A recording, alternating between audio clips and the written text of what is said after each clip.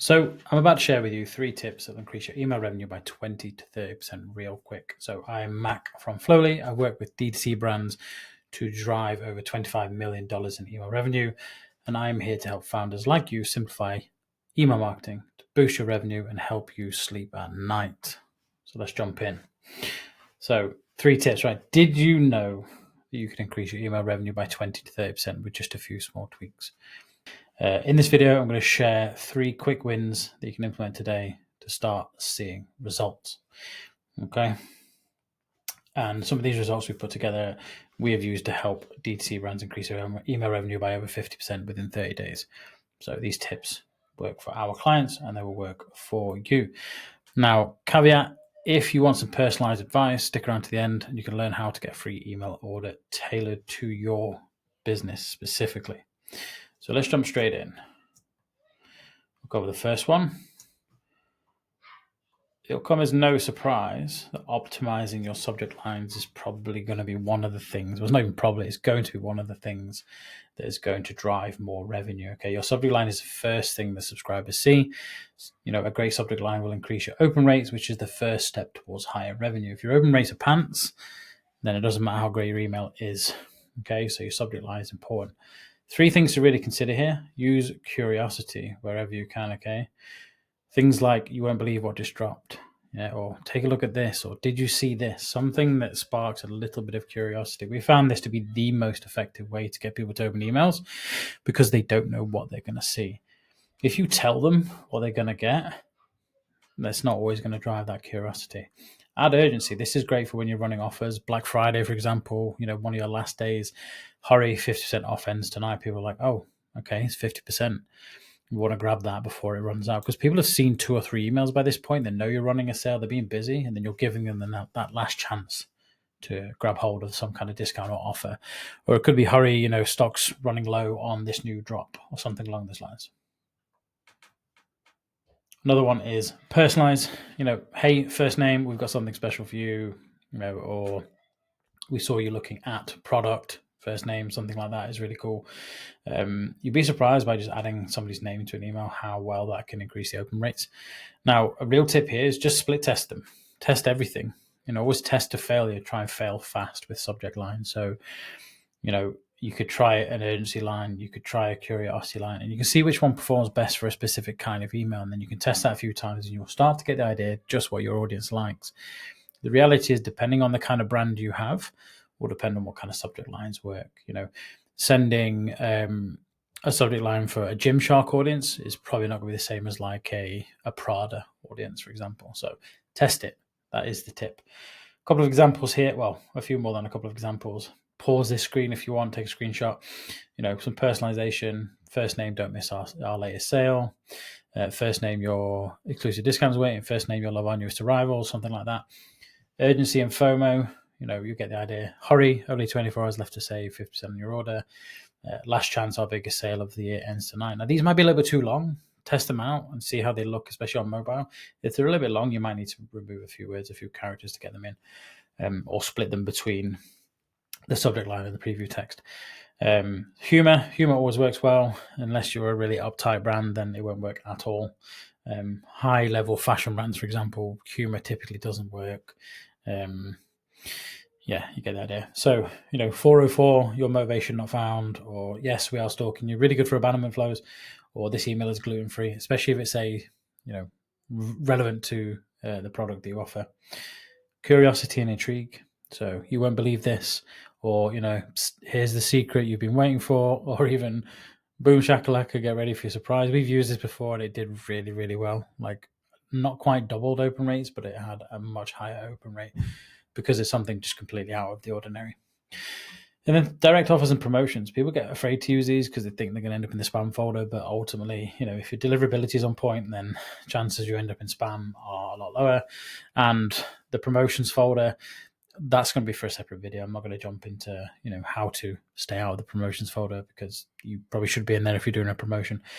But some great ideas here. Flash sale, 24 hours only. We have one that says, a gift that lasts 48 hours. That one does really well for abandonment flows. Our biggest sale of the year is here. Now, for Black Friday, this is all you see, so don't use these for Black Friday.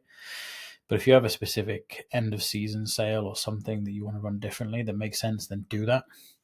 And then another one, don't miss out 30% off everything. Like, you don't have to overthink these things. Like, take these, run them through ChatGPT if you want, and ask for variations. Ideate different ideas on these, but you get the idea. You can use different subject lines like these, and they work beautifully. So that is the first one. Optimize your subject lines. Very first thing. If you're not going to do anything else, just do this, and you will get more money because more people will open your emails. Okay.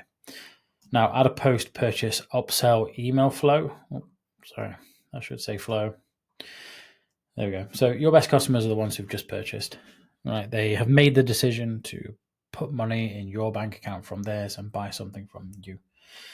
They're your best customers. They love you more than anybody else, pretty much. So a well-timed upsell email flow can significantly increase your average order value. Excuse me. So how to do this? Now, this varies, again, based on brand, but just as a rule of thumb, you can send the upsell email 1 or 2 days after the purchase. Give them a little time to kind of bed in. We found with some brands a couple of weeks after works well, depending on the kind of product, but try a couple of days and see what works. Now, something you could do here for content, you could recommend complementary products or bundles based on the customer's recent order. Now, I'll probably do a separate video on this, on how to kind of break it down, but if I give you a bit of an idea with one brand we did here. So this brand here sells gym bags, really high-end gym bags. And what we have done here, I'm not going to go into like the weeds of it, but you can basically split it based on what they've ordered. So if they bought a bag, a couple of days later, we're like, hey, fill your bag with one of these accessories. And then there's a clothing push because they have a clothing push from there. So that's what we do from there as well. So we hit from multiple angles. That works really well. For those who bought like a High Rock, so that's a partnership brand related bag, we put it in from there. Anybody who has done a Red Bull related bag goes down there. And then anybody who hasn't purchased a bag, it's like, hey, secure the bag, let's buy a bag. And there's some kind of offer on there as well to kind of get them to make that push. So like that is like as complex as I like to do flows. That's probably one of the most complex ones. But just to give you an idea, like it can go as far as you want it to. So you don't have to like hold back. If you sell, one big product and then a number of different ones, you can split it down in 2 different paths. Like the world is your oyster on this one. Try not to overcomplicate it too much, but there's always an opportunity to get more of a sale from there. So that is the post-purchase upsell on there. A couple of call to action ideas here, get 20% off this essential add-on, or don't forget this essential, depending what it is. That could be a subject line. That could be in the header, as the call to action from there. That kind of language you can use anywhere. The subject line is a definite, but you get the idea. And then another one we like to use, now there's a lot of different advice around this here, which is reviving inactive subscribers. So a lot of people say like, just run win-back campaigns, and all well and good. But if you don't want to be running like offers all the time to inactive subscribers, then what we like to do is try and re-engage them subtly with engagement-based emails, which I'll show you. But ultimately, inactive subscribers often make up a large portion of your list. It's typical. If you've got 20,000 subscribers, there's like 10, 8, maybe even 12, sometimes more, sometimes less, depending on how well you're doing emails. There's sometimes a large number that just aren't engaged anymore.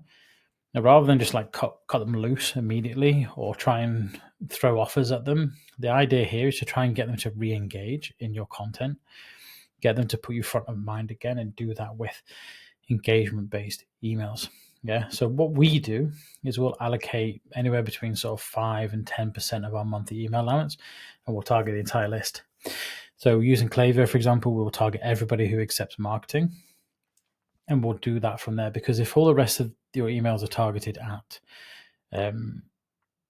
specifically engaged audiences, we can keep the sender reputation really high. We can keep the inbox warm.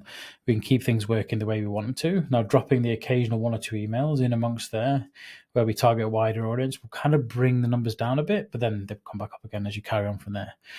Yeah, and what we'll do is we'll create an engagement email that will pique the interest of the inactive audience. So it's not always like, hey, here's 15% off. It could just be a bit of education or a bit of, a new drop or whatever's going on that's different. I'm going to share some ideas for you in a second. Then what you want to do from there is like remove your unengaged subscribers by triggering a sunset flow. I don't think I've done a video on this, but I will do at some point. when they become unengaged at a certain point, let's say after 120 days, they've not opened an email, clicked an email, been on your website or placed an order, you've probably lost them as an email subscriber by that point. So just push them and trigger a sunset flow, and then allow that sunset flow to mark them as, unengaged as true. And then you can suppress them from there. Like, don't hold on to them by that point. But ultimately, if you use this strategy here, what will happen is those that do open it, they'll then fall into your engaged list and continue to get the other emails from there. So makes sense. Just some ideas in terms of like, I'm not rewarding these designs to say that they're nice, like they're not great. But just the content of them, from Bored Cow, three ingredient chocolate ice cream, difficulty level 1, that's quite cool. Like if you get a decent subject line, people will open that and engage with it. And they may then, hate that button. It doesn't even look like a button, but they might click it and go in, and then they become engaged again, which is perfect. But this one by Recess, kind of talking about one of their products, kind of like reintroducing it, which is cool. And then this one by Hawthorne. Never heard of these brands, by the way. Just stole them from the internet. And this is like a bit of an education, like why personalize your skincare? And maybe there's somebody like sees that as a subject line and thinks, well, that might be relevant to me at this point, so I'll give it a go and I'll jump in. And then they take the quiz, and all of a sudden they're back on your website, and then they get, maybe a quiz flow or something along those lines, and you've re-engaged them that way. So, like, again, not telling you these designs are nice, like they're not very great, but you get the idea from there that you can use something to kind of bring people back in and with a bit of information, a bit of product, a bit of education, whatever from there. So that is that. Let me zoom back out real quick. Wanted to make this video as quick as we could for you and respect your time. So that is 3 tips to increase your email revenue by 20 to 30%, give or take, which means you don't have to put loads of effort into loads of other things as well, right? If you're only going to do one, do the subject lines. That will make the world of difference. And that's that.